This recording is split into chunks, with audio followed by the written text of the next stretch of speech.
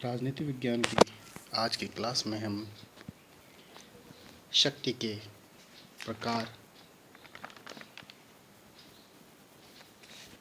उसके प्रयोग के तरीके व शक्ति व प्रभाव और बल में क्या अंतर है उसके बारे में अध्ययन करेंगे। पिछली क्लास में हमने शक्ति की परिभाषा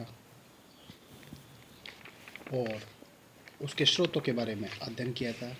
तो आज हम इसके प्रकारों की ओर देखते हैं। तो जो मैक्स वेबर है उसने शक्ति के 3 प्रकार बताए हैं, जिनमें पहला कानूनी या वैधानिक शक्ति, परंपरागत शक्ति और करिश्मावादी शक्ति, ये 3 प्रकार के शक्ति के प्रकार बताए हैं।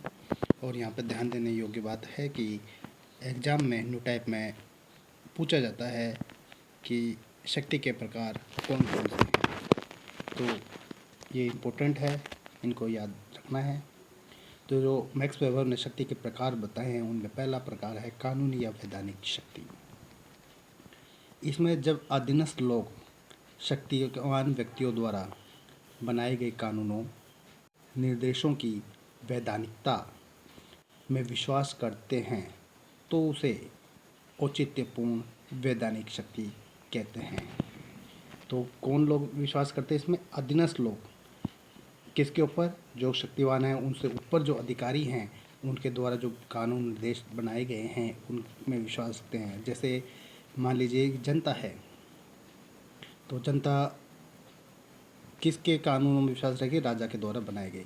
तो जैसे राजा जो कानून बनाता है, निर्देश देता है, उसमें विश्वास रखते हैं, तो इस प्रकार की जो शक्ति होती है उसे औचित्यपूर्ण शक्ति या वैधानिक शक्ति हम कहते हैं। सेकंड जो शक्ति का प्रकार आता है वो है परंपरागत शक्ति। जब शक्तिवान द्वारा प्रसारित आदेश को परंपरागत के आधार पर, मतलब परंपरा के आधार पर पवित्र माना जाए या परंपरा के कारण ही वह शक्ति का प्रयोग करे तो उसे औचित्यपूर्ण शक्ति को हम परंपरागत शक्ति कहते हैं। तीसरी जो शक्ति आती है वो है करिश्मावादी शक्ति। शक्तिवान के व्यक्तिगत गुणों के कारण उसके गुणों के प्रति हमारी भक्ति को करिश्मावादी शक्ति कहते हैं। जैसे कि गांधी, नेहरू, इंदिरा गांधी आदि। तो करिश्मावादी शक्ति क्या होता है? उनके चमत्कारी व्यक्तित्व के कारण हम उसकी ओर आकर्षित होते हैं।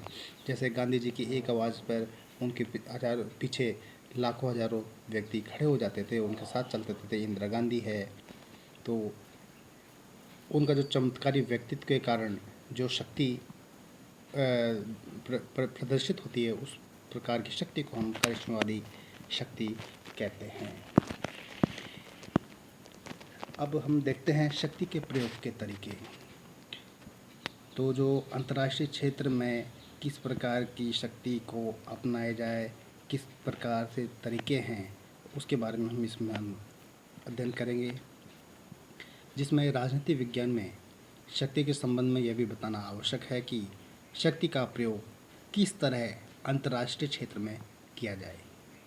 इसके 4 तरीके बताए गए हैं, जिसमें है अनुनय, समझाना या बुझाना, दूसरा पुरस्कार, तीसरा दंड और चौथा है बल प्रयोग। इनके माध्यम से इसका प्रयोग किया जा सकता है।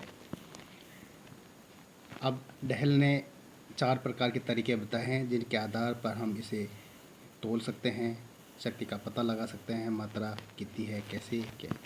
इसके संबंध में पहला है यह देखना कि राज्य व्यवस्था में पात्र के पास क्या पद है।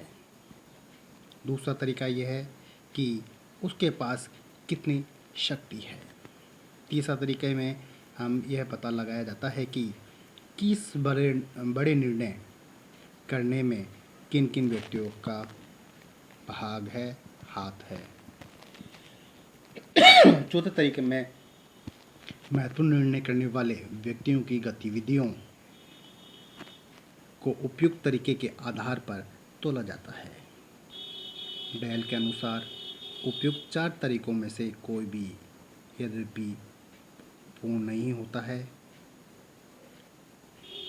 तथापि सबको मिलकर प्रयोग करने से किस व्यक्ति के पास कितनी शक्ति है इसका ज्ञान प्राप्त किया जा सकता है। इसके साथ ही ये जानना भी आवश्यक है कि एक राष्ट्र की शक्ति को कैसे मापा जा सकता है। इसका सही उत्तर कठिन है, लेकिन फिर भी राष्ट्र की शक्ति को मापने में अनेक अप्रत्यक्ष छुपी रहती हैं। बातें हैं वो छुपी रहती हैं। राजनीतिक शक्ति के संबंध में 3 महत्वपूर्ण बातें हैं, जिनमें पहला है उच्च अधीनस्थ संबंध। उच्च जो अधिकारी है उसमें और उसके जो नीचे कर्मचारी हैं उसमें किस प्रकार का कैसा संबंध है। आवश्यक रूप से आदेशों की पालना, जो भी आदेश दी जाती है उच्च अधिकारी के द्वारा, उसके आदेशों की पालना किस स्तर पर कैसे होती है। तीसरा, राजनीतिक शक्ति मनोवैज्ञानिक संबंध है। इसके पश्चात हम देखते हैं शक्ति की जो मूल प्रकृति है तो किस प्रकार की होती है। जो शक्ति है वो एक प्रकार से ठोस, संभाव्य, किसी भी रूप में परिवर्तन होने की क्षमता। अगला, गतिशील। तो जो शक्ति है उसकी इस प्रकार की प्रकृति होती है।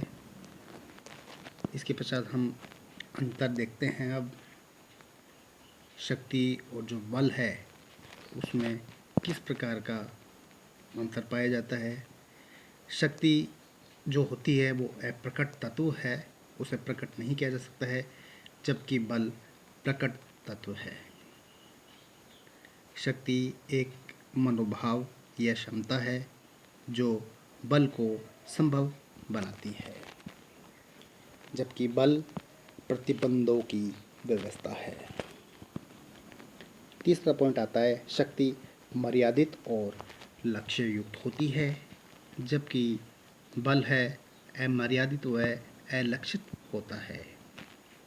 फोर्थ पॉइंट, शक्ति बौद्धिक है जबकि बल अबौद्धिक।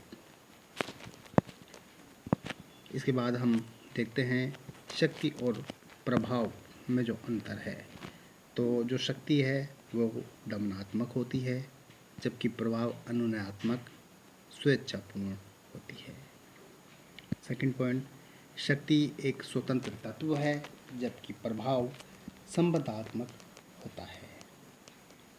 तीसरा पॉइंट, शक्ति अप्रजातांत्रिक होती है जबकि प्रभाव प्रजातांत्रिक। अब जो शक्ति है उसके ऊपर प्रयोग के संबंध में भी कुछ सीमाएं होती हैं, जिनमें से 3 प्रमुख सीमाएं निम्न प्रकार हैं, जिनमें पहली है इतिहास व परंपराएं शक्ति पर प्रतिबंध लगाती है। दूसरा, सहमति या स्वीकृति प्राप्त करने के तरीके भी उसके ऊपर सीमा लगाते हैं। धर्म, नैतिकता, समूह का प्रभाव, प्रयोगकर्ता के लक्ष्य व उद्देश्य, इनके द्वारा शक्ति के प्रयोग पर सीमाएं या अंकुश लगाया जा सकता है। इसके पश्चात हम नेक्स्ट क्लास में नया टॉपिक लेंगे, वो है सत्ता।